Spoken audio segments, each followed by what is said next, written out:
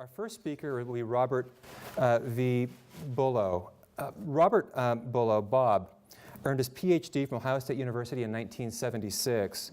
He spent some 20 years at the University of Utah before coming to BYU in 1999, where he's now the Associate Director of the Center for the Improvement of Teacher Education and Schooling. Bob has an extremely impressive resume, very impressive record. He's the author or co-author of some 11 books and many dozens, several dozens, many times over, book chapters, articles on the subject of education. And he's not only an excellent historian of education, he's also a real philosopher of education. He's given these issues a great deal of thought, and very good thought. He is also distinguished in being the very first external fellow of our Humanities Center, an idea that our Dean, John Rosenberg, and Associate Dean Greg Clark had was to nominate somebody from around the university whose work intersects in meaningful and dynamic ways with our Humanities Center to be, for a year, an external fellow of our Humanities Center. And the person they thought about first was Bob Bullough. And I've got to say, I'm not sure they thought first about the idea of the fellowship and then thought about Bob, or thought about Bob and the fellowship. And this is because in many conversations with Bob, they've been inspired by the depth of his wisdom on these subjects. And I know Bob personally somewhat. He's a neighbor in Salt Lake City, where he's held in very high esteem. And he's a great friend. The title of his talk today is Higher Education and the Neoliberal Threat, subtitled Fast Time, Place, and Identity. Please welcome Bob Bullough.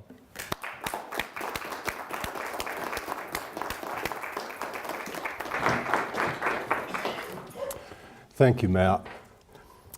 What Matt didn't say is I was his bishop. So I know things about this man. It's a wonderful thing to be here. I can't think of people I care more about on this campus than John Rosenberg and my dear friend Greg and Matt. It's a privilege to serve here with them. This has been a very difficult piece for me to write.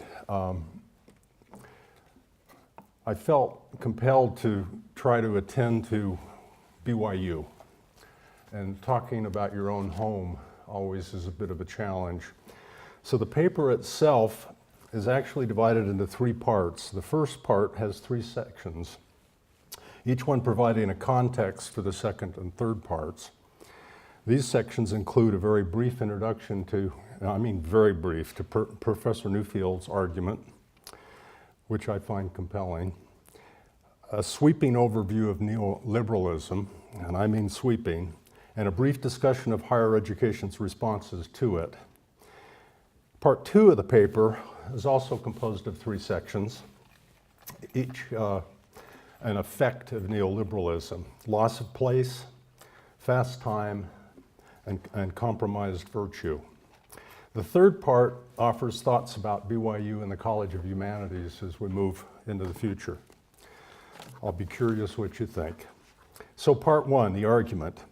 I urge you to read Professor Newfield's books, Ivy and Industry, and his less hopeful and more jarring Unmaking of the Public University, the 40-year assault on the middle class. Both books were written before the economic meltdown of the past few years, but the Great Recession only exacerbated the severity of the issues and trends discussed in these books.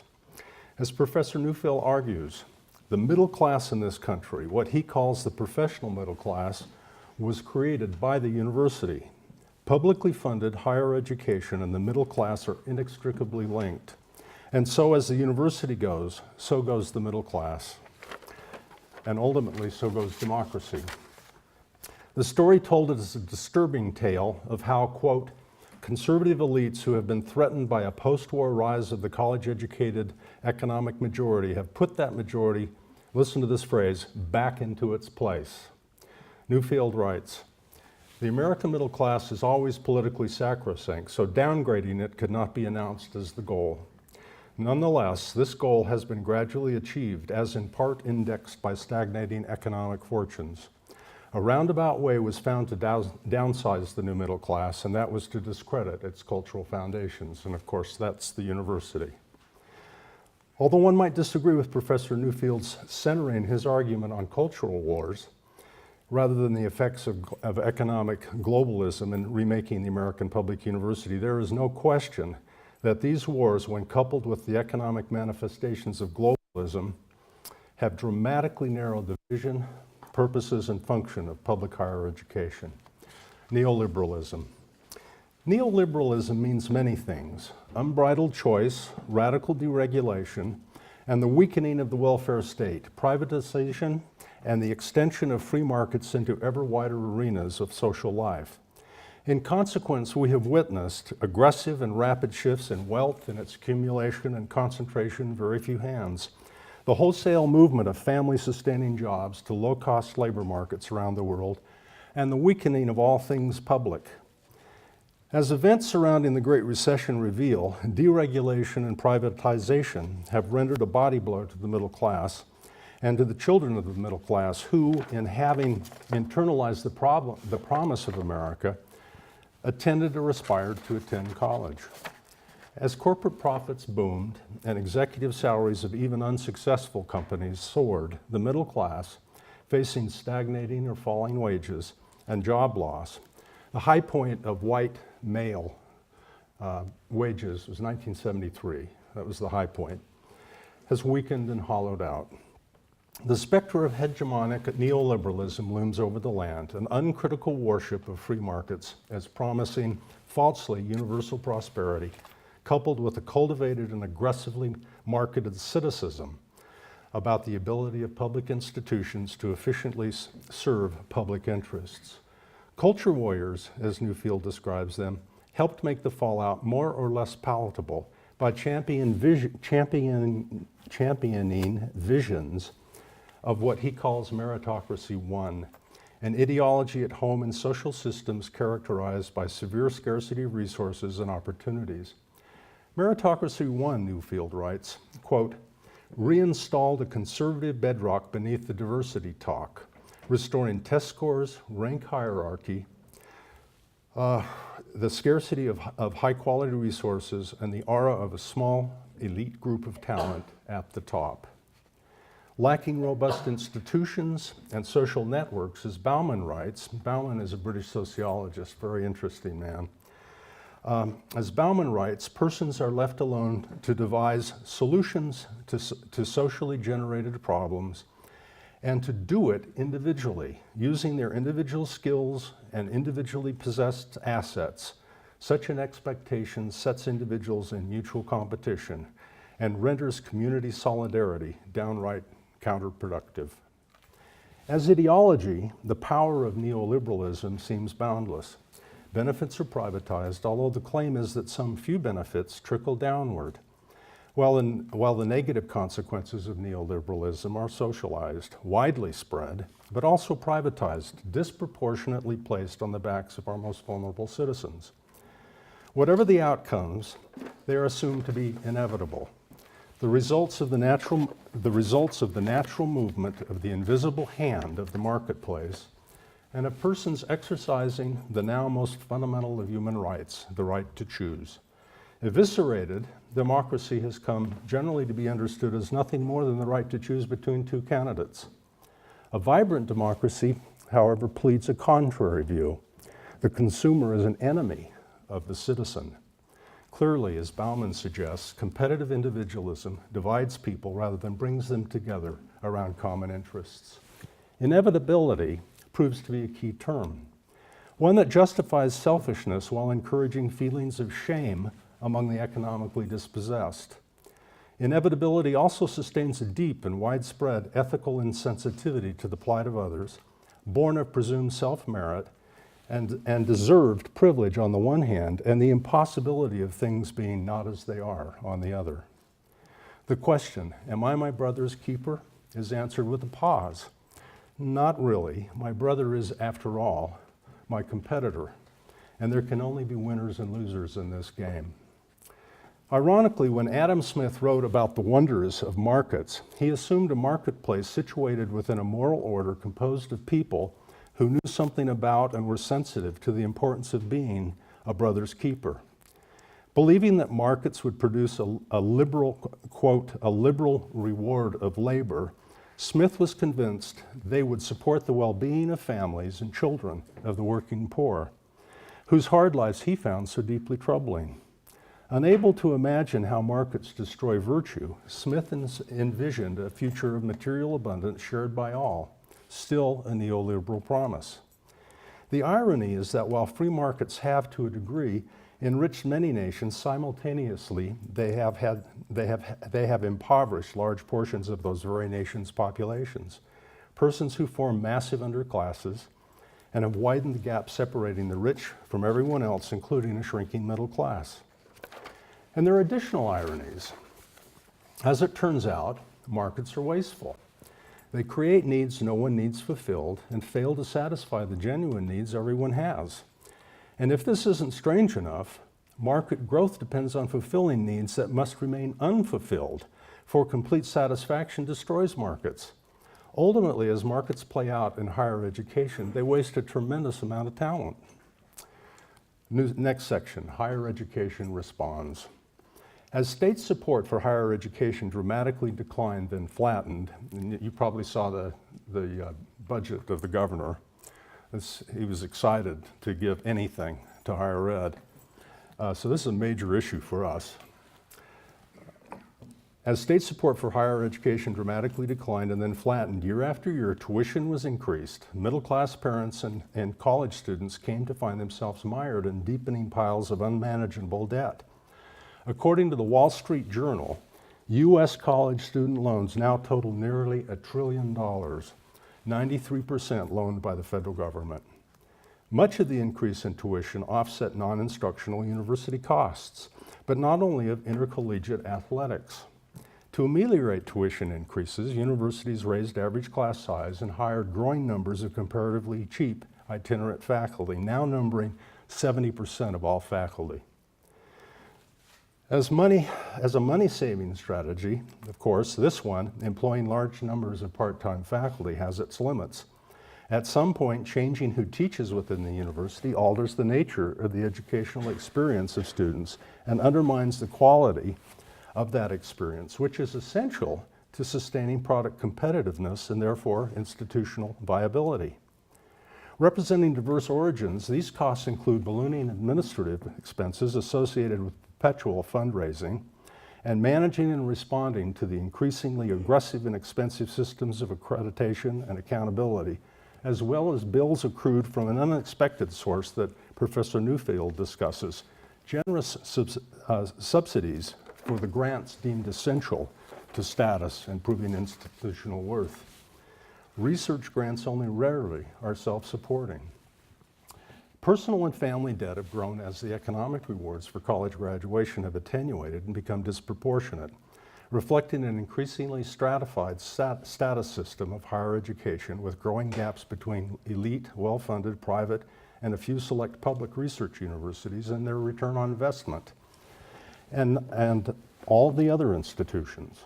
Nevertheless, parents and students expect returns on their investments, and not only in greater maturity and learning, but also in future security and employment certainty. Despite high startup costs and production costs, the university is going and has gone online in the hopes of containing costs, strengthening work education alignment, and looking ahead of making a profit. MOOCs have captured the imagination of many educators, although there are signs that enthusiasm is tempering as the difficulties of the task, likelihood of the rewards accruing to a very few select universities, and potential negative consequences for learning are recognized. A trend very far advanced in the UK and following a path opened by for-profit institutions, education is being commodified, packaged into self-contained modules, that's the term, that promise high portability and ease of consumption. One trade-off is that once set as a delivery system, modules typically remove instructor control over the curriculum, including course aims, even as instructors are often charged with maintaining student motivation for learning. A less obvious result is that the module structure and form as an independent, freestanding slice of content is more conducive to training than to education. The distinguishing characteristic of training, itself representing a service or a product, is a high degree of predictability that certain actions will lead to targeted responses, pre-specified outcomes in others, and that proof of value or achievement is direct, involving a specific demonstration, like passing a test. In contrast, education, a process, is messy, boundaries permeable, outcomes uncertain, and highly context and person sensitive. Proof of educational accomplishment is always indirect and usually long delayed. It is for this reason that Oxenham concludes, quote, "Competencies simply do not have the necessary robustness to uphold the deeper functions of higher education." As measurable, skills and competencies are given precedence over understandings, and replicative and applicative uses of knowledge are preferred to associative and interpretive uses. The former represents the sort of knowledge that dominates MOOCs, a notion of knowledge quite close to the notion of information, sets of facts, pieces of data, or concrete bits of larger processes. No surprise, nearly all MOOCs are in the sciences and mathematics, comparatively safe subjects. 2, this is part 2, place, cyberspace, and identity. Economic globalism, coupled with technological advance, not only has expanded markets worldwide, but also has had the effects of weakening the power of place generally, while undermining the stability and forms of relationship that sustain identity. For the work of universities, perhaps there is no more significant issues than those associated with the loss of grounding. The issue is complex. While the world has become smaller, also it has become much larger and more diverse. Globalization homogenizes human lives by imposing a set of common denominators, state organization, labor markets, consumption, and so forth. But it also leads to heterogeneation, you fill in the blank, through new forms of diversity emerging from the intensified contact. There is no guarantee that contact with strangers will be intense, engaging, or mind-expanding, however. Indeed, perhaps the most powerful response to these developments by those unable to book a tour is a growing sense of alienation. Feeling threatened and lost, identities are shored up in walled communities and by identity politics, the politics of presumptive sameness and fundamentalism. As Erickson argues, disembedding is always countered by re-embedding. The more abstract the power, the sources of personal identity, the media flows, and the commodities available in the market become, the greater will be the perceived need to strengthen and sometimes recreate or even reinvent local foundations of political action and personal identity.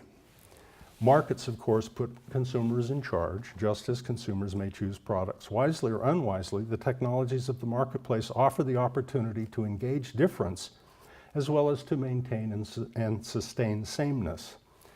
No surprise, as Erickson observes, globalization does not create global people. As the Boston Marathon bombers illustrate, webs can support insular networks experienced as communities across thousands of miles. Identity politics and the threat of difference, sharpened by rapidly growing insecurity and economic uncertainty, are among the materials used to construct the conservative elite response to the rise of the middle class detailed by Newfield. The elements of identity politics are well known. They always entail competition over scarce resources, dominance of ascribed within group similarities over cross-group equality, invocation of historical injustices and past suffering, use of cultural myths and images to recall and strengthen shared group experiences, employment of simple contrasts to distinguish in and out group membership, and the unflattering comparisons of invaders with first-comers, the last element calling for defense of place, even if it's a ghetto. Identity politics, Erickson concludes, is a true-born child of globalization. Indeed, globalization triggers group conflict and actualizes differences while providing the opportunity to avoid serious engagement with those differences. Next section, time, hurried and harried. Time is an enacted material social practice that organizes the functions of temporality. In neoliberal advanced market economies, the scarcest resource for people on the supply side is the attention of others, time. Incessant ads and sales pitches followed by aggressive requests for feedback and product satisfaction once a purchase has been made, and communication technologies from Twitter to Facebook all push ever-growing volumes of information at us that demand attention. Press for quick responses, time speeds up. Gaps are filled so there is less and less downtime, and time becomes more dense, more hurried, but less durable. Losing duration and linearity, the sense that time goes somewhere, belief in progress is weakened, leaving behind a nagging feeling of always being behind, of reacting, but of never quite being in control of one's life. Nothing is better than having a scheduled meeting unexpectedly canceled, which opens a moment for solitude. The slow time involved in feeding or helping a child get dressed and engaging in other family activities leads to impatience. That's me. It's impossible to speed up a child. Sitting in church, congregates text one another, and addicted to speed and holding an expectation that everyone is always available, get frustrated when a return response from across the chapel or the world is delayed. While waiting, dare I say reverently, half listening to the speaker, a video game is played. Wired and plugged in, student attention spans are fleeting, having adapted to what Erickson describes as the tyranny of the moment. Students expect to be entertained by teachers who sense they are in a losing battle. Students' minds flit about and defy teachers' best attempts at netting. At home, rather than in class, young people would simply click and change the channel or fast forward. For university faculty, information overload leads to a narrowing of knowledge, as no one seems able to read broadly or deeply, and those who try spend a large portion of their time filtering the flow of materials, just trying to sort out the junk. No wonder some 90% of academic papers are never cited. Indeed, as many as 50% are never read by anyone other than the authors, referees, and journal editors. Those are real numbers. Efficiency encourages reliance on review articles, and not actually having read an article but choosing to cite it produces all sorts of mischief. Yet publication pressures grow, resulting in creation of a range of clever strategies for increasing productivity that undermine quality. As Bauerlein et al., this is a 2010 reference, state, the pace of publication accelerates, encouraging projects that don't require extensive time-consuming inquiry and evidence gathering. For example, instead of efficiently combining multiple results into one paper, professors often put all their students' names on multiple papers, each of which contains part of the findings of just one of the students. One famous physicist has some 450 articles using such a strategy. The number of publications now roughly doubles every 20 years, and journals pile up. Bauerlein et al. Offer a straightforward solution. Fewer journals, less publishing. Accelerated time affects university faculty work in additional ways. In short time, quick and increasingly trivial studies are favored over long-term projects. In reviews, recent publications are privileged over earlier publications, encouraging production of ungrounded and sometimes repetitious works, a problem that few reviewers can recognize. Lack of memory undermines cultural transmission and weakens the ability to generate explanatory narratives. Fast thinking, as Erickson suggests, is preferred to slow, reflective thought, the sort of thinking involved when pondering ideas and wrestling with vexing problems. Reflection, as Dewey argues, necessitates learning how to pause. Dangers of a rush to judgment and confirmation bias arise, suggesting strong connections between slowness and integrity. Oddly, the faster we go, the less likely it is that our actions will result in desired changes in institutional life. Systems change slower than their environment, and it takes hold, and to take hold, changes require slow time. The result is that speed and fast thinking actually undermine efficiency. By becoming an end in itself, simply going faster is not a means to going better. Finally, fast time and fast thinking are embedded in tenure systems. Tenure may seem to involve a marathon, but given how quickly time passes, how time-intensive consequential research is, and how long it takes to get a piece into print, a sprint is an apt analogy. A sprint with often misplaced, missing, or misaligned starting blocks. To support scholarship, young faculty are given reduced teaching loads and excused from most forms of service. Decisions that distance them from the students they're to teach and from getting to know other faculty members and their work. Generally, in the area of scholarship, tenure privileges quick accumulation of capital, professional chatter over the pleasures of conversation. The press young faculty feel. Now this is an interesting point for me. The press young faculty faces to speak before they have anything worth saying. And I think that's true. And they still speak and speak. These manifestations of the effects of the speeding up of time forced Erickson to conclude that slowness needs protection, and he's right. Traditional forms of academic work are still most valued by faculty. The image of an individual scholar pursuing his or her interests according to his or her own rhythm still remains an ideal, especially in the humanities and social sciences. Echoing Dewey, Stein also argues for the value of pausing, but offers a different reason. Pauses are valuable in that their inherent discontinuity adds multidimensionality to experience, deepens what we feel.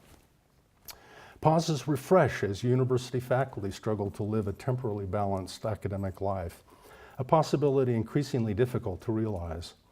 Inside and outside of the university, friendship, collegiality, loyalty, and trust in and depth of relationship, including love, are each dependent on the slowness of time. Temporal balance requires some activities that consume us in the academic world must go. Next section, capital accumulation and compromised virtue. Lacking this section, the examples I lived. So, lacking strong embeddedness in place and in persons and speeding through life profoundly shapes identity, including the identities formed by university faculty. Shoppers are fickle and consumers are not easily satisfied. Oxenham describes the challenge of identity this way, quote, "The cost of using unstable things as our building material is that our identities are just as unstable as the materials we have chosen, and not everyone is fit enough to adjust to such a quick ride. Stable identities enable consistent behavior and are a condition for moral courage. When most everyone we know is a competitor for genuinely scarce or presumably scarce goods, few can be trusted, for trust often proves to be an unwise strategy. As substitute means for achieving confidence, codes and systems are formed to make interaction predictable, but systems are very poor substitutes for trust. Role prescription is role play, and within neoliberalism, when goods are scarce and consumer is the role played, revealing one's market strategy opens the strong possibility of self-diminishment. Within markets, self-worth is strictly comparative, a matter of market share, and everyone and everything is rated and ranked. In situations of genuine and imagined scarcity, if someone wins, someone else loses. So for whatever reason, if you experience a loss of academic standing, someone will experience that as their gain. This is certainly not the way to run a university or a department serious about education. In economics, money serves as the means of reducing difference to a common comparative standard of worth. The currencies of higher education are publication and citation counts. Publication quality often is an afterthought. Determining publication quality requires slow time, scarce time, to read and to ponder, and it requires insider knowledge that itself is often rare. Counting substitutes for careful consideration, and when counted, articles are dropped into catchments. Journal tiers, proxies for quality. All across this campus, everybody talks about tiers. As the Australian Research Council found after trying and failing to establish a tiered journal ranking system, the exercise is mostly a matter of smoke and mirrors, politics and marketing. Junk shows up everywhere, and so do quality publications. How do citation indexes fare as money? Online hits are easily doped, even though journal publications count them for marketing purposes. Since as noted above, so I had a British friend who sent his graduate students to call up all his articles. And so he had this massive increase in citations. I won't tell you the institution, or in hits. And he was so pleased. Since as noted above, citations are scarce, surely they must have real value. More is better. What is your H score? The moral problems associated with citation counting are subtle and complex, going well beyond the obvious issue that beginning scholars face delayed citation but imminent tenure evaluation. Some articles are cited for terrible reasons, and works that enjoy massive citation often have rather more to do with scholarly production than scholarship itself. The multiple editions of Robert Yin's book on case study methodology, for example, have been cited over 80,000 times and growing. As currency, citations and citation indexes are the subjects of market manipulation and, as always, reflecting the Matthew effect, the rich get richer. In her discussion of complexity theory, Mitchell offers the following example of how academic riches accumulate. Quote, suppose you and Joe Scientist have independently written excellent articles about the same topic. If I happen to cite your article but not Joe's in my latest opus, then others who read only my paper will be more likely to cite yours, usually without reading it. Other people will read their papers and also be more likely to cite you than to cite Joe. The situation of Joe gets worse and worse as your situation gets better and better, even though your paper and Joe's were both of the same quality. Preferential attachment is one mechanism for getting to what Gladwell called tipping points. Points at which some process, such as citation, spread of fads, and so on, starts increasing dramatically in a positive feedback cycle. Friends cite friends, graduate students cite mentors, and universities with lots of friends and big grant-supported graduate programs and successful branding strategies enjoy prominent place within citation indexes. Poor Joe, he's a loser. What is he to do, especially if he's untenured? First, and this is an old dog talking to a young dog, what are you to do, Joe? First, you ought to become better at self-marketing, which may be distasteful, but it's not necessarily immoral. Yet self-marketing certainly can lead to serious ethical problems. Like the exemplary physicist, the famous physicist I mentioned earlier, and his students noted above, Joe might cut a deal with other young faculty, perhaps former classmates, to collaborate, meaning, I'll put your name on my work if you'll put my name on your work, which I've seen. Joe borrows capital and cooks the books. Within his tenure file, Joe portrays his involvement with these articles as greater than it was. He might even believe what he writes.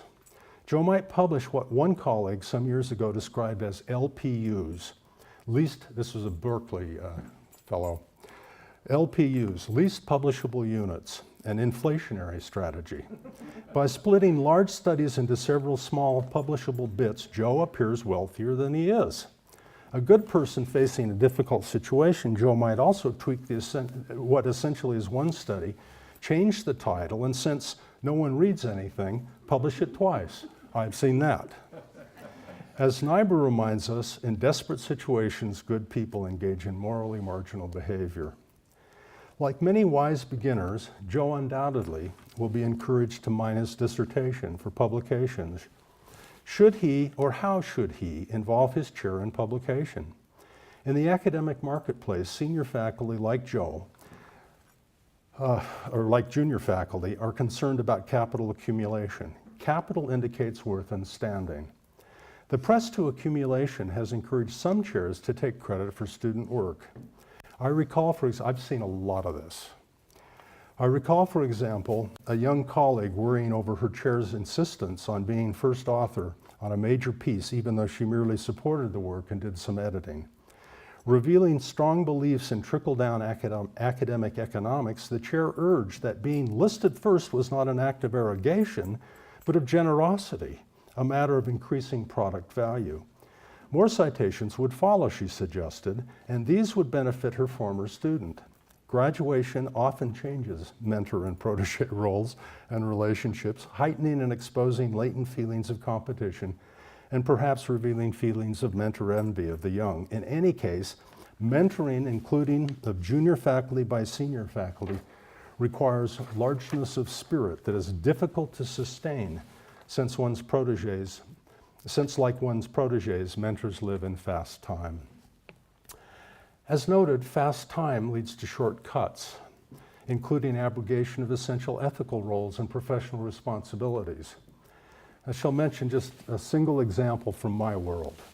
Traditionally, education faculty have made decisions about what students should be recommended for licensure to teach. These decisions have been based on professional knowledge of faculty, experience with the students over an extended period of time and in multiple settings, and understanding of program aims.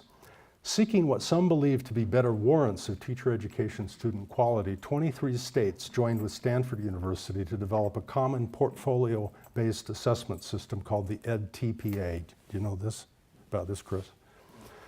For beginning teachers. Once developed, Stanford sold the rights to Pearson Education. You're supposed to boo. A massive corporation located in London that employs over 40,000 people worldwide. Pearson, which offers a range of supporting services and products for sale, including its own e-portfolio system, will charge teacher candidates for assessment of their portfolios. In addition, Pearson also administers the National Board for Professional Teaching Standards Assessment, despite development with public funding from the U.S. Department of Education. National board candidates pay an assessment fee of $2,500, including a non-refundable fee of $500. Owning these licenses, good academic capitalist that it is, Stanford is positioned to receive tens of millions of dollars in fees. More to the point, faculty across the United States who participate in this system will no longer make determinative assessments of their students' ability to teach.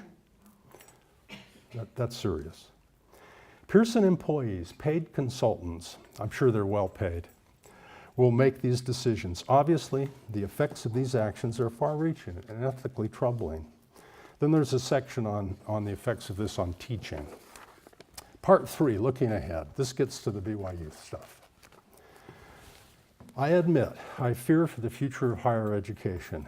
Fume over the excesses of academic capitalism and the nonsense that flows from unlimited faith in markets over the value of deliberation in forming judgments, and get upset by books that offer solutions for higher education like the almost reasonable innovative university that seems quite at peace with a world where there is one education for elite, or soon to become elite, and another for all the rest of us. But I also believe there is much right with higher education in America. I believe it is possible to have both great access and high quality. There is no doubt that Professor Newfield is correct. Democracy requires a robust middle class, and a robust middle class requires a healthy system of higher education. And a healthy system of higher education requires more and more steady state funding. I should mention, Matt commented on this. I actually grew up on the campus at the University of Utah. My dad was a faculty member there. So I was a kid running around that campus. I loved that place. One of the reasons why I left is because it was so badly beaten up.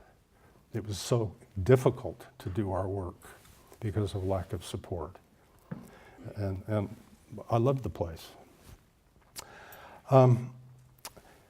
I hasten to add that the health of our nation also depends on a healthy K-12 education system, even as most economic benefits are indirect, and like education itself, a matter of developing talent in its many forms.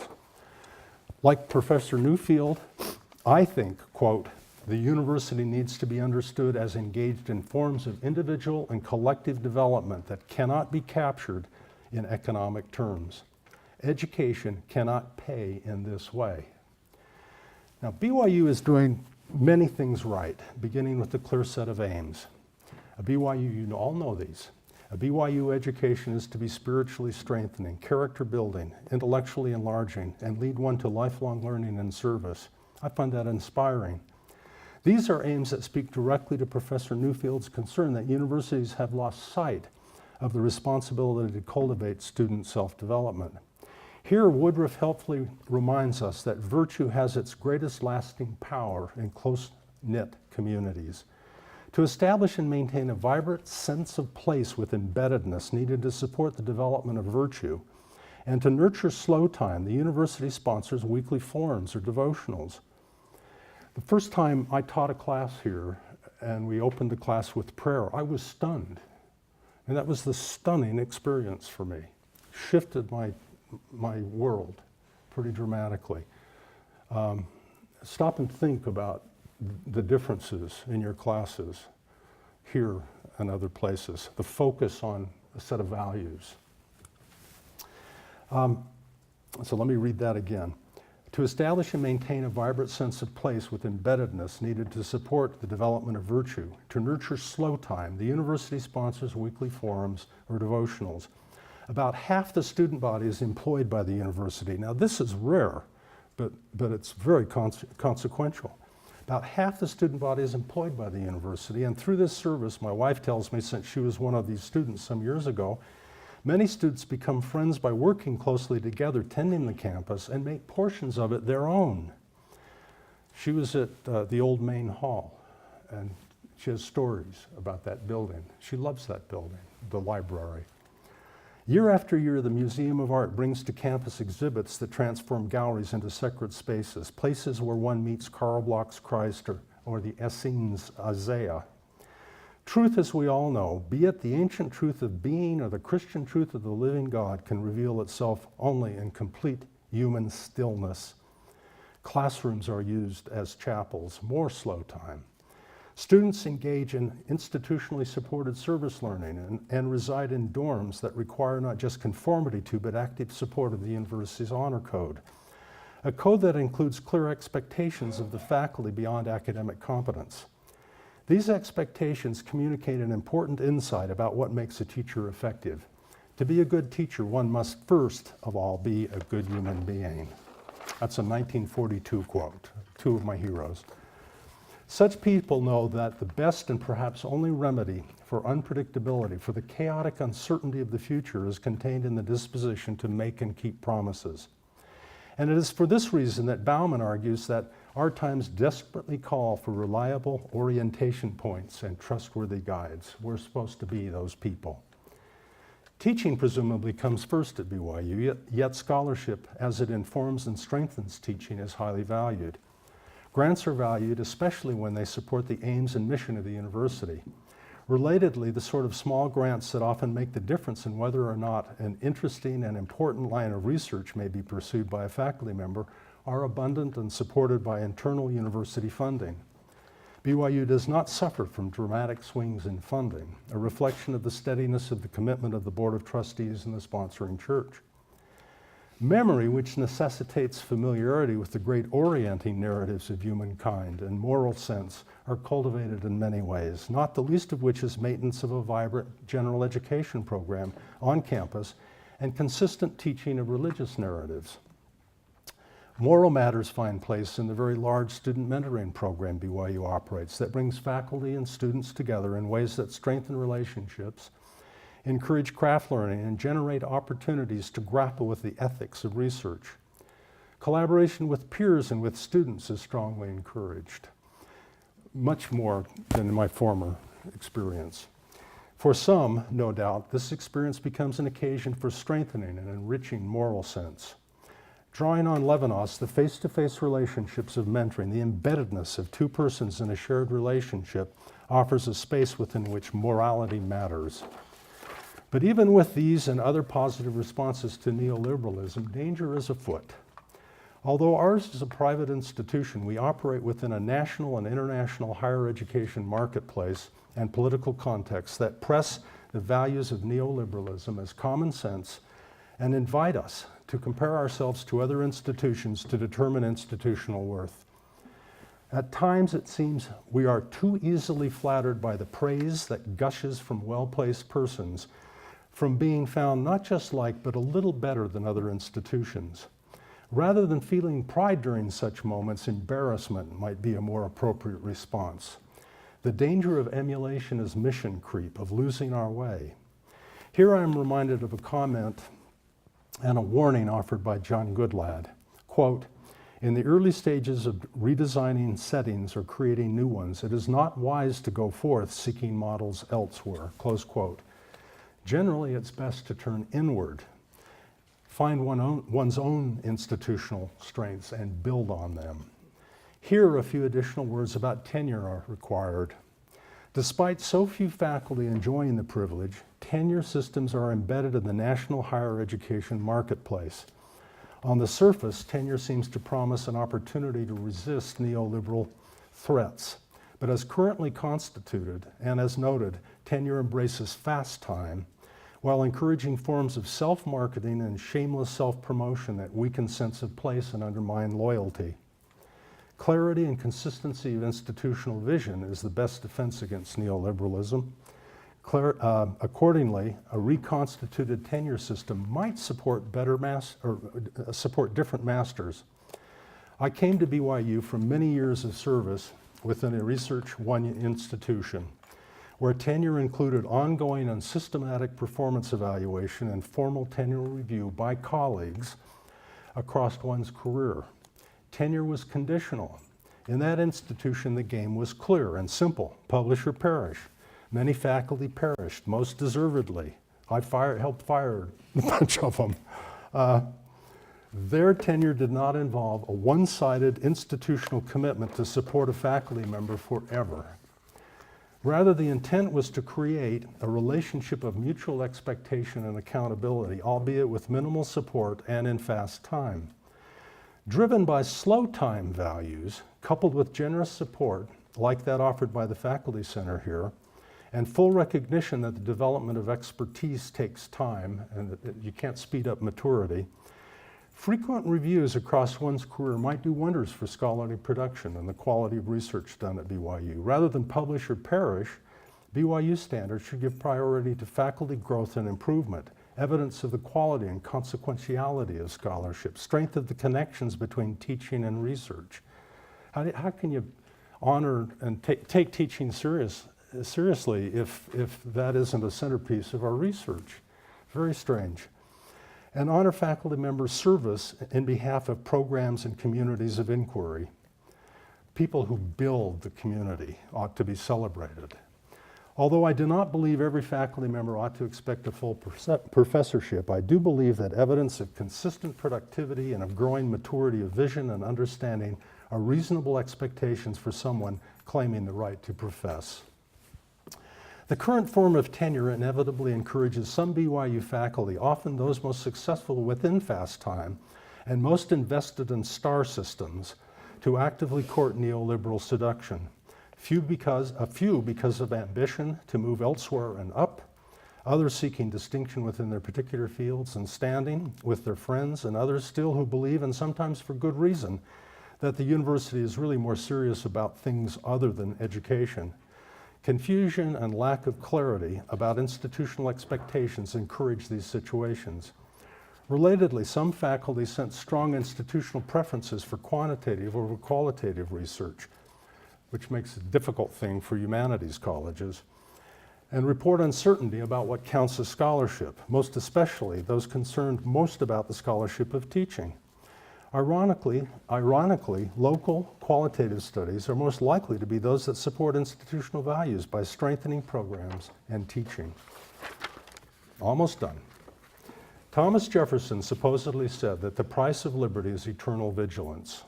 So it is. Some years ago, the philosopher Maxine Greene made the parallel point that a morally meaningful life requires wide awakeness, which sets for educators the terrible task of actually making things harder for people by awakening them to their freedom. Disembeddedness, lack of place and memory then sustains disorientation, lack of conviction, and an inability to make strong evaluations are dressed up as urbane and principled openness. The frenzy of fast time invites indifference, blindness to moral blindness. Disconnected and rushing about, taking care of business, it is easy for university faculty to miss that the commons that make the university are emptying out and are in danger of enclosure.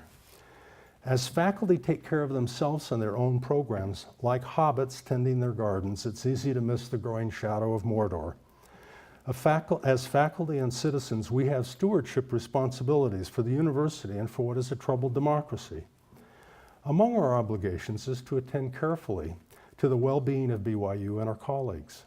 Working within universities is a remarkable privilege, not a job, but a vocation, a calling, a gift. How is it that we here today, some of us, among billions of people on this earth, are paid to read and to inquire? That blows my mind. What could we possibly have done to be deserving of such a gift? Universities are morally loaded spaces, literally set apart for the purpose of bringing people together to meet, engage, read and write, interact and transact, argue and celebrate, and thereby learn who they are, where they fit into the scheme of things, what they want to become, and how they might better live together with and across their differences and across time. All this seems selfish until we recall that we live to serve, and only in service can we transcend ourselves and become better than we are. As commons, universities are sacred spaces where understanding of neighborliness and of what our neighbors need to thrive are broadened, and where opportunities to learn and practice an aggressive civility are abundant. Democracy, of course, as Dewey argued, is impossible without civility. It is our responsibility to care for the commons, and this means becoming more wide awake and more vigilant and responsive to the threats of enclosure. It is here where the humanities have a special institutional role and educational responsibilities, offering spaces for criticism. Vigorous criticism of neoliberalism must hold central place within these spaces. Through eminent critique, seductive, demeaning, humanly contorting, and soul-crushing manifestations of that ideology need identification and explication through study and story as they play out in the wider society, false consciousness, and within the university and the lives we and our students live within it. Eminent critique is a means for restoring actuality to false appearance, by first expressing what a social totality holds itself to be and then confronting it with what it is in fact becoming. What is it that we're becoming? Critique begins with a destructive moment of interrogation followed by a constructive moment of loving action, a call to repentance, to sacrifice, and to service, and a reminder of our deepest human longings for connectedness and for mercy, especially for mercy. We ask, what sort of people are we, and what sort of people ought we to become? We're not fated. Neoliberalism is not natural. A question like this invites moral deliberation and points to matters of conscience and its cultivation. As Tom Green argues, conscience speaks with many voices, each requiring support of the university community and experience to flourish. The voice of craft, memory, tradition, membership, duty, service. Universities are in the business of helping make people, and the people we help make and the people we must be are people of robust conscience who know themselves and their neighbors well. Marching to a different moral drummer, especially given the power of academic capitalism with its celebration of ratings and rankings and of the sameness valued by accreditation standards for higher education, is no mean task, but I still believe it's possible. Thank you.